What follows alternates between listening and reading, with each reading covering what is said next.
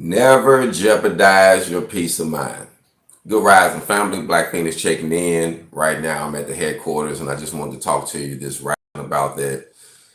Just over the last few weeks, several weeks, several months, things we've been going through here lately with the country, with the pandemic, with, losing family members. Just a lot of things have been changing. And sometimes we'll make critical decisions and jeopardize our peace for maybe some finances or doing business deals, not doing everything, correctly as far as dotting your I's, crossing your T's. And you can jeopardize your peace. Dealing with, a lot of different issues can come in when it comes to jeopardizing your peace. I wanted to talk about a few of them this morning, and one especially when you dealing with business. Don't jeopardize your peace when you're dealing with business. Just keep it business. Like if say for instance, say if you a person that's going to stand on your word and you're going to provide everything that you said you was going to provide, then certain people, even though you would wish that other people are just like you, man, I'm gonna stand on my word. Everybody ain't gonna do that. So sometimes, when you're dealing with business, especially if you know them or not, and sometimes especially if you know them, you have to do what I call, hey, I'm gonna pay you, when you show up and start, and I finish paying you when you get done, so I can make sure it's done. It's just business, keeping it business.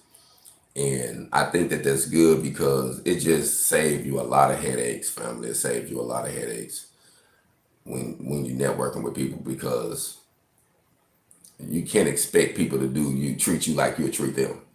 You know what I mean?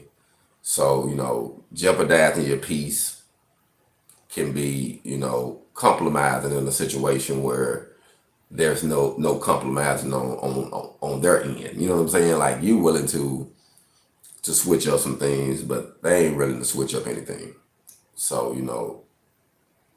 losing my uncle the other day, I'm really thankful that I got a chance, man. I'm so thankful I got a chance to give him his flowers, as far as, go visit him and talk to him and, just see him right before, he left this world.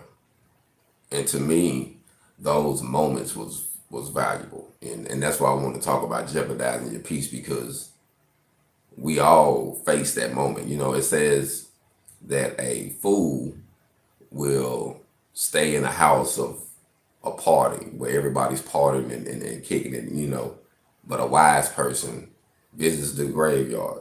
He goes there more. And at first, I never understood that, but I do now, because we have to realize that we're not going to be here forever. And the reality is we don't know how long we're going to be here, but we do know one fact: death and taxes. It's going to be certain. And what is it all about? Sometimes you think about, man, this is just living completely your best life, how much you done gave back, how many people you done touched and infected, in a positive way in your lifespan, or you just being known for, I know guys and women known for different things when they pass. It's just what it is. But you come to a time in your life, a point, I believe, where you, especially when you have a purpose, man, because there's something about having a purpose or a vision, because some people would just live life haphazardly, you know what I mean? That just let, as things happen. And I have seen, man, I got a few homies that actually are a few years older than me, and I'm 42. I'll be 42 next month, well, this month, actually.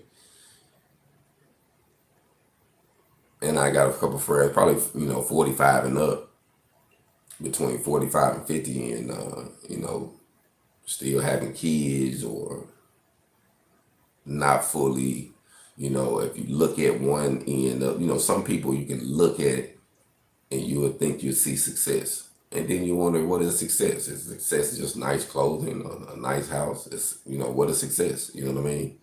So I learned as a man not to compare my success with anyone. Like, or not to say, oh, I'm successful. I'm not successful until I got what he got. Like I don't think like that. But at one point in time, being young, we do have those thoughts, and especially if you don't have no mentor, no guidance in your life. You just as you feel, you go towards the feeling. You got people that felt one way and 10 years ago, a flyby, and you completely change. I was texting my middle daughter this morning, and I was just telling her to, pretty much write down how she feels now, and then look at it 10 years from now and see if she feels the same way. See if she don't even get mad at her younger self and like, what the world was you thinking? You know what I mean? 'Cause sometimes it can be like that. But just write it down and see. Sometimes, we're going to live and we're going to be blessed to go through something. Then you might as well get the best out of it because you got to go through it anyway. Don't go through it and come out on the other side and you like, man, 10 years I just, I survived and I didn't do nothing. I ain't got nothing. I didn't bring nothing out the fire. You know what I mean? Don't do that. Respect your peace of mind, man, because losing your peace of mind, family, losing, that is valuable. You know what I mean? Like, and you can lose it while you're alive. Like, I ain't gonna lie to you, like, so many things have happened within the last few years where I feel like my heart has literally been torn different directions. I feel like, I watched this movie and they wanted to make an example. So they cut this guy up and they sent his body to different parts, to let these different people know in the city, hey, this was going to happen to you. You know what I mean? And I swear, family, it feel like sometimes, I feel like I just been chopped up and divided, you know what I mean? With my heart, rather, you know what I mean? Because I just been, certain things, we learn from experience, and then other things we learn from others. And you realize the more things you learn from others is better because you don't physically have to go through it. You know what I mean? And jeopardizing my peace is something that I wish I would have learned from someone else than versus having to experience it myself. You know what I mean? Because it's, it can be tough on people. You know what I mean? I know some people that jeopardize their peace, and once they did, they took their lives, or they put themselves in a situation where someone else did, or they did foolish things and went back to prison for a whole lot of time, or just gave up on life. You know what I mean? Just said they just want to be a bum. I know people that gave up that way. You know what I mean? So it's, losing your peace is very valuable. And the older I get, the more I realize it. And, and like I say, I think it comes with maturity. As a person grow older, you grow into your manhood, or you grow into your womanhood, and you say, certain things mean certain things to you. Like I remember, even growing up, my main objective wasn't just to get money. It was to get money so I could help someone I love, my mom. I watched her struggle. You know what I mean? I watched her go through so many physical and mental, battles that, my motivation was like, man, I want to do good so I can bless mama. You know what I mean? Like literally, I wanted to, I wanted to protect her. I wanted to protect her from my dad. You know what I'm saying? Protect her from anybody that would cause her harm. You know what I mean? And it made me a different type of dude.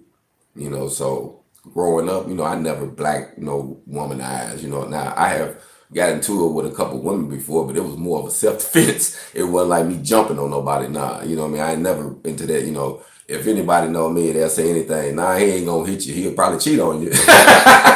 Now, you can get me in there. I can't say nothing. Like, my mom used to tell me, and I can't say nothing because sometimes your parents teach you some things that, you gotta think your parents was young too. So I remember my mom telling me, nah, don't put your hands on her, leave her first, or, you'll hurt her more if you go sleep with somebody else. That's how you hurt her. But that's my mama telling me, what I mean? Don't put your hands on her though.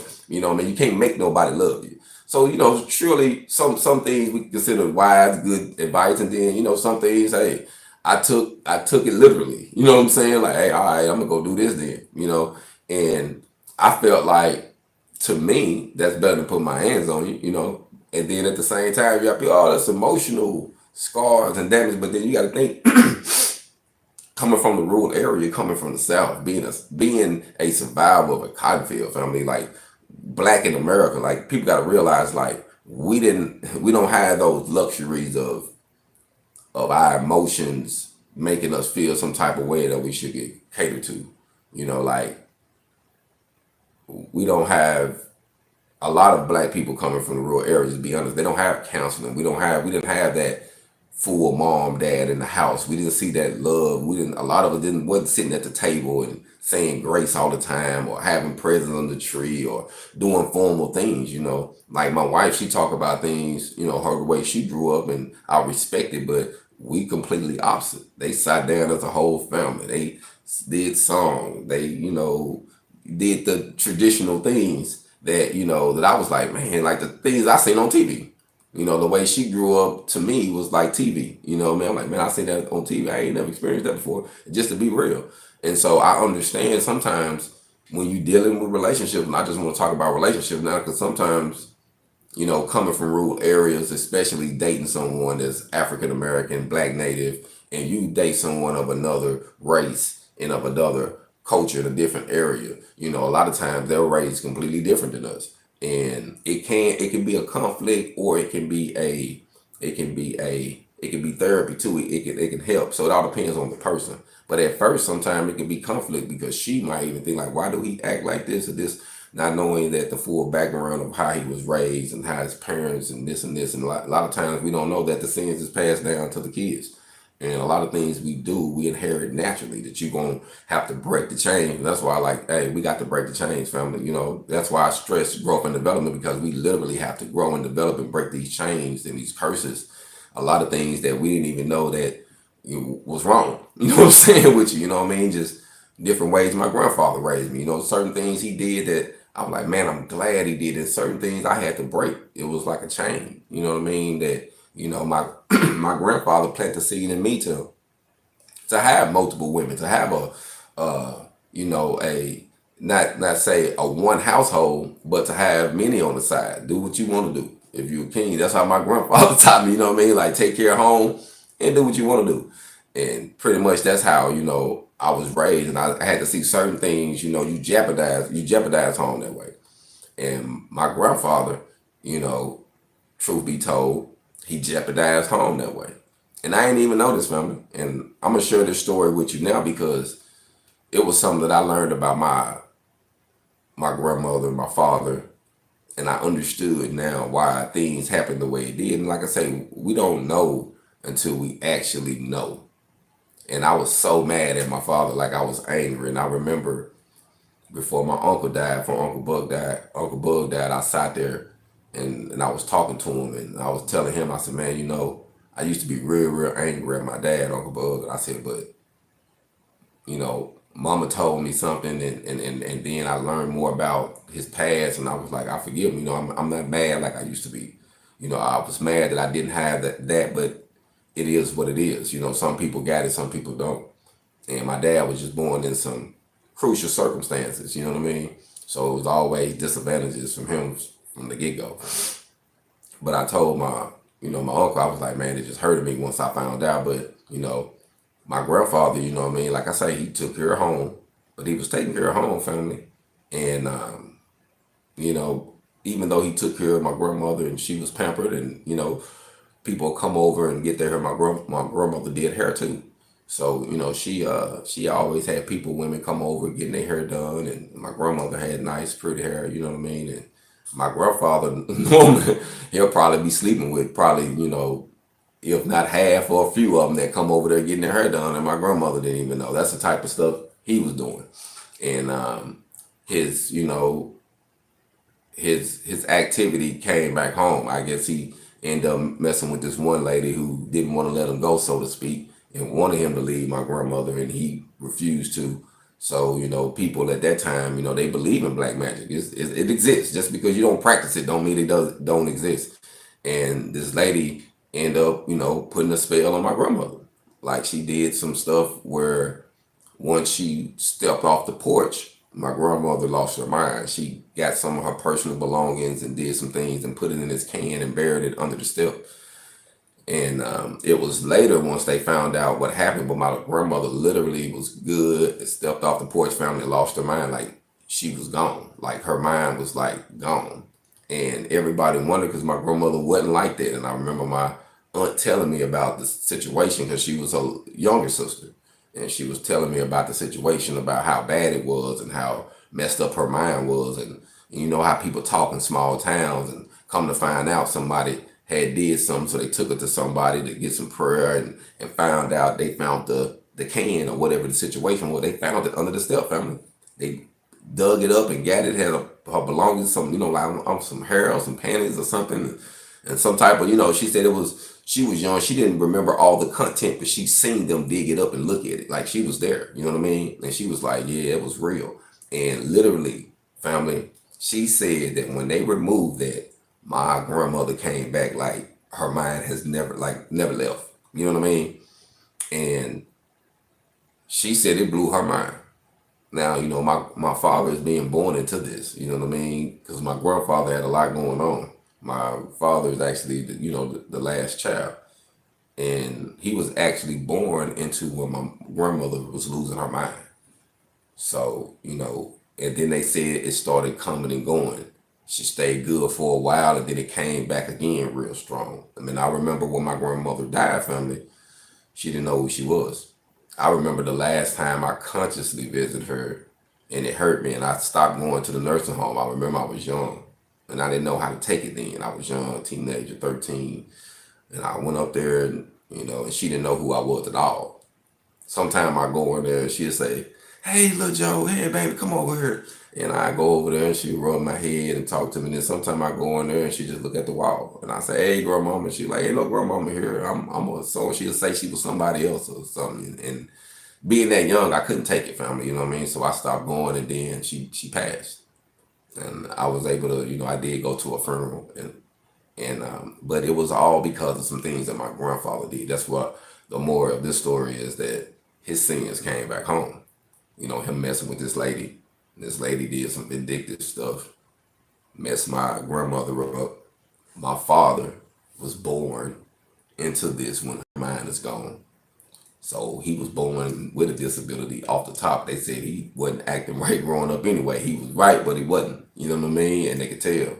He been having to check all his life mentally, you know, for physical disabilities, and, you know, I think his hands, physically disabilities and mental. Like I say, he always had problems. So my aunt, the youngest one, when she found out, because she never knew my dad had kids until a few years ago, once I met her. When she found out he had kids, she was so motivated to see the kids, to see them, put her eyes on them, check on them, because she know how he was raised. She knew what happened. She like, he shouldn't even had kids by nobody. Should know woman had kids by this dude. And even though my dad was an attractive dude, he wasn't right. You know, everything wasn't right. And sometimes we do that. Growing up, you know, we jump in relationships because of what somebody looked like. My dad had a car, he was nice dressed, but he wasn't right here. My mom from the country, she trying to get away.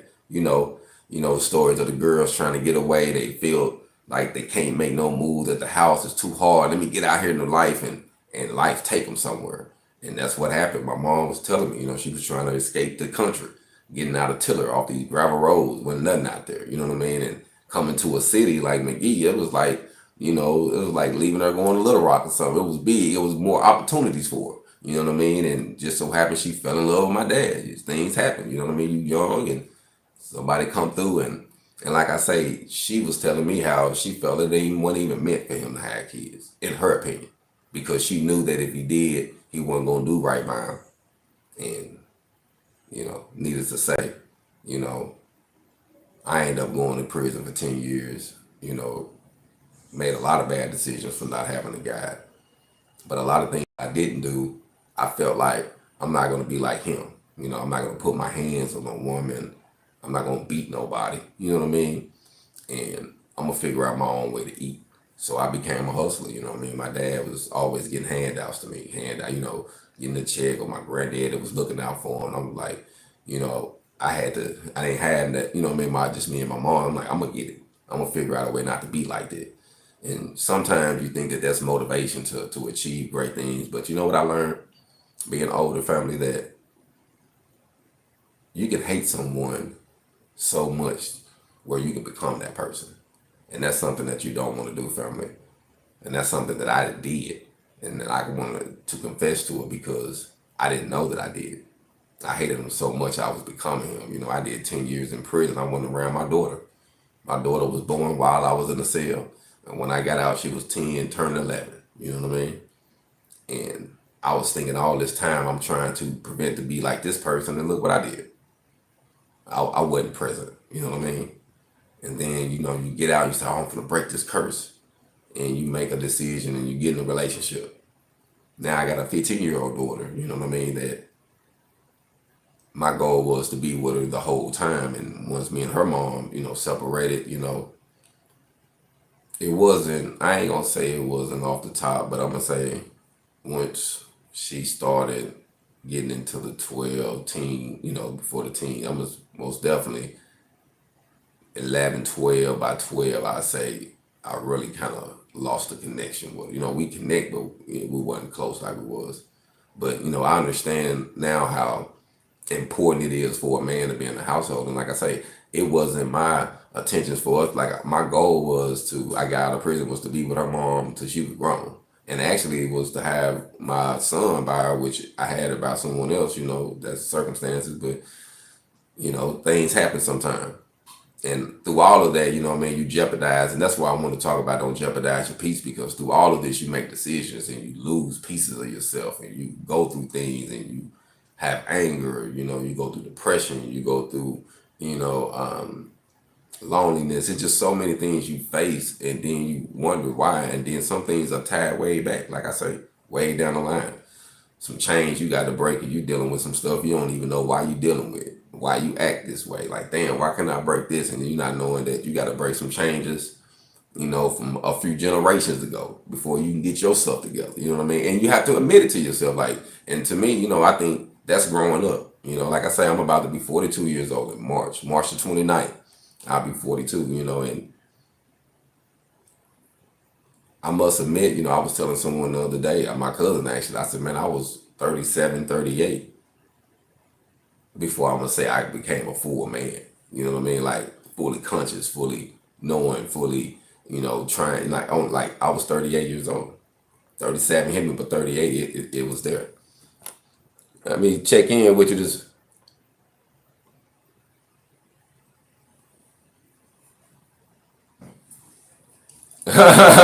Completely off the topic, but I guess they are, huh? A lot. I'm gonna tell you what, people are taking the jobs from people that don't want them. I would say they're like that. You know what I mean? Some people take jobs, and people don't want them. But like I say, man, don't jeopardize your peace, family. You know what I mean? Life can take us down.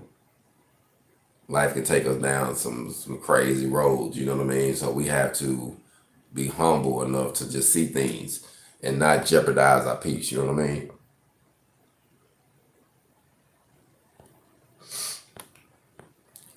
What you say now? Oh man, what you said? Hey, I like the way you said that. Man, get greater later, 35 and up, for real. Like, you know, I was making some boss moves at 35, and like I'm only saying 37, 38 because I had to. Well, really, I must really say 37 because that's when I moved to Phoenix, 2017. When I went out there and I established HogOn and got the business up, like that's when I really figured some things out. And I still had to grow and learn, but I had to accept some things about life, about myself, about, you know, just losing loved ones, parents, relationships. Like it was so much that hit me then, man. I felt like I was in a war, a war, a war or something. I'm like, man, what in the world? I'm dodging bullets from everywhere. You know what I'm saying? But if we can survive though, like you say, 35 and up, you're gonna get it. And it's crazy because certain things it might not click to you until you get to that age. So it's a blessing for us to see it. You know what I mean? So if you do, you know, once you get here, you know, guard your heart, man. Don't jeopardize it. You know, I was just telling my daughter, don't jeopardize your heart, your peace for nobody. You know what I mean? Because at the end of the day, when it's all said and done, family, death is an individual thing. Dying is individual. You know what I mean? Maybe people might die collectively in an event, you know, a tragic event, but we have to take that step ourselves. And sometimes we'll jeopardize our peace not realizing that sometimes if you do that, certain people is not going to be there, when it's all said and done. So make sure, you know who your friends are, and know who your enemies are. And don't be naive about it, because some things are plain and simple. You know how they say black and white. You know who your enemies are. You know who want to see you win. You know who don't want to see you win. And sometimes it can be the people that want to see you win and be people on the outside of the family. And that's it's possible. It happens. You know what I mean? And a lot of my disappointments and upset, moments have been dealing with family. The most pain I have ever felt in my life has been dealing with someone I love. You know what I mean? And that's just what it is. A stranger can't affect you like somebody that you know, somebody that you care for, or especially somebody that you would have laid your life down for. That right there shook me up a lot growing up, because you willing to do certain things or lay your life down for certain people that it might not be that same way in return. So you have to be humble and just know, hey, who your friends are. And like I say, don't jeopardize your peace, man. This is 2022 right now. Life is short. We're losing people. People are passing rapidly. You know what I mean? So we have to be humble, man, and just know, do some background. It's crazy because the ancestry and all these different sites are popping up about finding your DNA, get connected with your people, get connected with who you was. And sometimes, I've learned that history, knowing where you came from, can help determine where you're going. So go back and find out some history on your own, your own past, and embrace it, because it might not be pretty. We can laugh about it now. We can talk about certain things now, but talking about certain things might not be comfortable for you. You know what I mean? You might not want to expose certain things, and that's fine. But, the reality of that, we don't want to jeopardize our peace, family. You know what I mean? Like I say, life is short. And I can't tell you that sometimes, you literally, you'll go through things where you have to question the motive. You have to question, man, did I do the right thing, even though you felt you did? And that's just part of life, though. You know what I mean? But I will say this: guard your heart, protect your peace. Don't jeopardize it for anyone. You know what I mean? Make sure everything is, on the table. Make sure you upfront with business, which is dealing with people, loved ones. It's okay. I heard the guy say it's okay to say no. It's okay to express how you feel. If someone brings something in your area that's trying to jeopardize your peace, be like, hey, you know what I'm saying? Hey, I got peace over here. I don't need that chaos. You know what I mean? And so, it's just something that I learned. But being here in my hometown, family has been humbling in many different ways. And this morning, I'm just humbled to reflect, reflect on what I went through, what I survived, what I've learned about myself, my family, where we are at right now. Even with my daughter that's 15, so much so much has changed, and I can only hope that later we'll grow up. She'll grow up and things will be better. But we always had a relationship, and now my oldest daughter, we grew up. Like I said, we was always close. But you know how they go. We get separated now. We're bonding more. As she growing up and being a mother, and taking care of her responsibilities. We talk more, and I think a lot of it is her growing up and seeing certain things for herself, dealing with kids and having to correct them and having to spank them and having, why are you doing this, and dealing with relationships with dude. All of these things help you make better decisions and help you become better parents. We can't say that our parents was knew exactly what they was doing. A lot of them didn't, especially for rural areas. It is what it is. So this morning, family, I just wanted to talk to you about that. Don't jeopardize your peace. I'm up. I got a couple things to do this morning. Been feeling a little overwhelmed here lately, you know what I'm saying? And just dealing with a lot, dealing with, the deaths of family, the seeing your kids, you know what I mean? Building something, working on yourself, it's just sometimes, you literally have to get to that point where you're like, man, where you have to maintain your peace. You know what I mean? And have that discussion with yourself and just be honest, like, hey, I can't jeopardize my peace, and and being willing to do whatever you can to save that.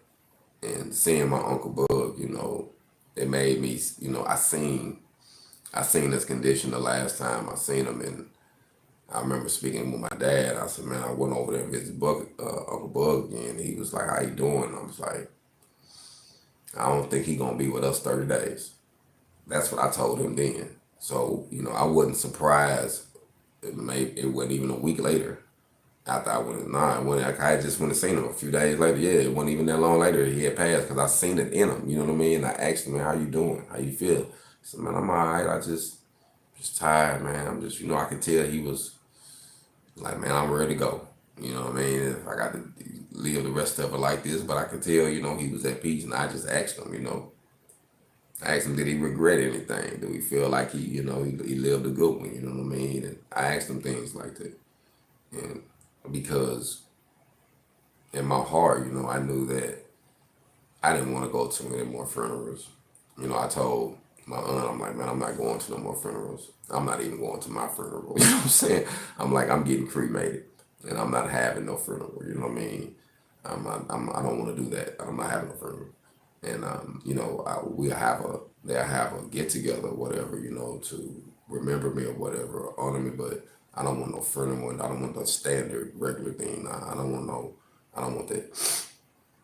Burn me and do put up my ashes somewhere. I might end up giving some direction on what I want you to do if they take care of that. But other than that, I don't want to be in the ground. Burn me like a king and get rid of my ashes because I'm cool, because I'm knowing one thing in this life, nothing truly lasts forever. But our internal beings, we're energy. I don't believe you can dispose of it. That's one great thing to me about the universe, about God, because I don't think nothing is what it seems to be. And just by watching life itself, we see new life grow, we see life evolve, we see people grow, we see people go, and sometimes you just have to be at peace with knowing that, hey, after you did your all, just standing and embracing life and watching him go, it was humbling, family. He was 69, and I remember telling him I thought he was a lot older than that. I said, man, I thought you was 80 something years, 100 years old. We was young. He was the great uncle, so you think in your mind he was a lot older. But he was actually my grandfather, one of my grandfather's youngest brothers. And I think it was him and G-Man. We got two of them, him and G-Man. And I don't know which one is the youngest or the oldest out of them two. But Uncle Bug, man, was one of them guys that you always knew what to expect. He was gonna be him, you know what I mean? And I watched him get better over time from not drinking that much, and then he just like smoking them a little reefer, and he gonna chill out. That was his thing. I ain't doing nothing. You know what I mean? He love to walk. He'll walk everywhere. Everywhere I see him, sometimes you say, "Hey man, need a ride?" No, I'm good. I'm walking over here. You know what I'm saying? He be moving. You know what I mean? And I remember talking to him one day. He was like, "Hey, I'm gonna get me a car." I said, "Man, bro, you ain't gonna get no car." I'm like, all this walking you've been doing, you might as well just keep on stepping. You know what I'm saying? And but it's a blessing to be able to have somebody like that I know or that I knew, and who actually was in my life. Like I say, he was a guider. He was a protector. He always kept our spirits up and laughing. You know what I mean? He was a good guy. He was a good guy, man. And I wanted to see him while he was alive. So I know I'm not going to the funeral. I'm gonna go to the wake though. If people, when the family get together and pay my respect. But I'm not going to no funeral no more. The last person I buried was my aunt and my mother's sister. And I was like, I was done with that. I get together with the family that's for me going, doing that, saying that. I'm good. I'm good. I'm at peace with that. I want to remember him how I see him. So if I knew something was going on and I had a connection, I figure I need to go see him then. I want to go while they still here. Okay, let me go see them. Let me go check on them. You know what I mean? Then versus not having the opportunity to say if something's on my mind or not. I would rather give my flowers now, and I'm cool with that. You know what I mean?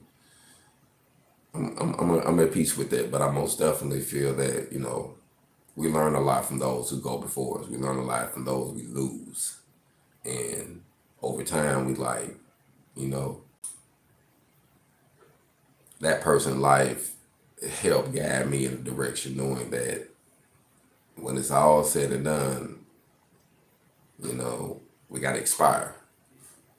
And to expire with your peace, to be at peace, to know that, you gave it your all, you treated people the best you could, you forgave, you accepted what happened.